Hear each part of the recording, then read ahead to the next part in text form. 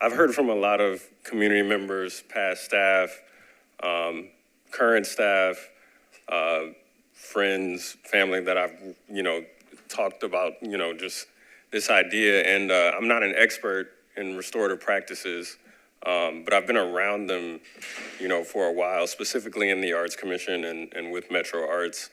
And that's something we've really tried to make our identity, right? At one point, we probably were seen as a leader in equity and restorative practices here in the arts community. And we talk about the cycle, right? And the cycle of harm specifically. And I think like many of my fellow commissioners are saying, there's not necessarily an argument that we feel can be made to kind of change our minds on the future direction of Metro Arts.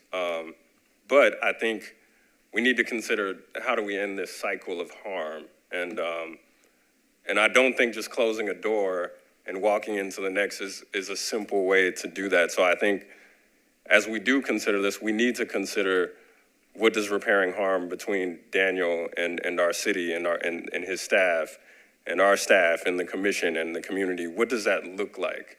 And I do think in order for us to, whether it be a facilitated conversation with Daniel and staff or community, I do think in the process we need to consider that, not necessarily to say, hey, we want Daniel to come back and repair relationships and then keep moving, but for staff, for Daniel as well, we want to ensure that we all learn from this, and that we do kind of find a way that wherever he goes next, he's learned from this. He doesn't have to carry that trauma, because there are a lot of people in our community that have been through Metro Arts that still walk around and carry that are still triggered when any of this comes up for them. And so I think we're definitely in this position where it seems like we're all headed in a certain direction.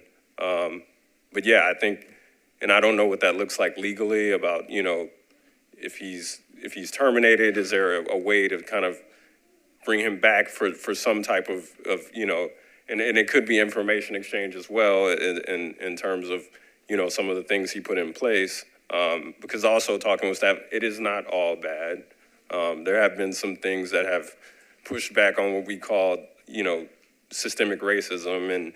And so, yeah, I think we need to gather what that looks like, not just for us, but for Daniel as well, because, we want him to move forward wherever he goes next and do well, because he's going to serve another community, if not ours. So I just want to say that. And I don't know exactly what that looks like in terms of practice and legality of having, some type of communication. But yeah, I did want to put that out there. So thank you.